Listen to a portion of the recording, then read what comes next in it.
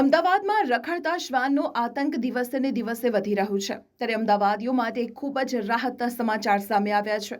જો હવે કોઈને પણ શ્વાન કરડે તો હડકવાની રસી માટે આખા શહેરમાં ભટકવું નહીં પડે। એએમસીએ નાગરિકોની સુવિધા માટે એક મોટો નિર્ણય લીધો છે।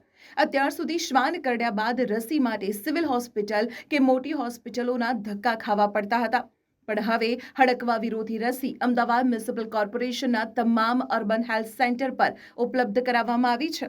શહેરના તમામ 92 અર્બન હેલ્થ સેન્ટર પર હવે આ રસી મળી રહેશે। શ્વાન કરડ્યા બાદ સૌથી મહત્વનો હોય છે પહેલો ડોઝ। સમયસર જો આ પહેલો ડોઝ ન મળે તો જીવનું જોખમ વધી જાય છે। આ જ ગંભીરતાને ધ્યાનમાં રાખીને તંત્રએ નક્કી કર્યું છે કે શ્વાન કરડ્યા બાદ તાત્કાલિક અસરથી પહેલો ડોઝ તમારા ઘરની નજીક આવેલા અર્બન હેલ્થ સેન્ટર પર જ મળી જશે। આનાથી ગરીબ અને મધ્યમ વર્ગના લોકોનો સમય અને પૈસા બંને બચશે।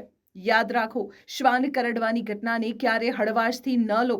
હવે સુવિધા તમારા ઘર આંગણે છે, તો બેદરકારી ન રાખો। એએમસીની આ પહેલ ખરેખર પ્રશંસનીય છે, કારણ કે અત્યાર સુધી લોકોને રસી માટે ખૂબ જ હેરાન થવું પડતું હતું। આ માહિતી તમારા દરેક ગ્રુપમાં શેર કરો, જેથી જરૂરિયાતના સમયે કોઈને મદદ મળી રહે। શું તમારા વિસ્તારમાં પણ રખડતા શ્વાનનો ત્રાસ છે? કમેન્ટમાં જણાવો। અને આવા જ મહત્વના સમાચાર માટે જોતા રહો સંદેશ ન્યૂઝ।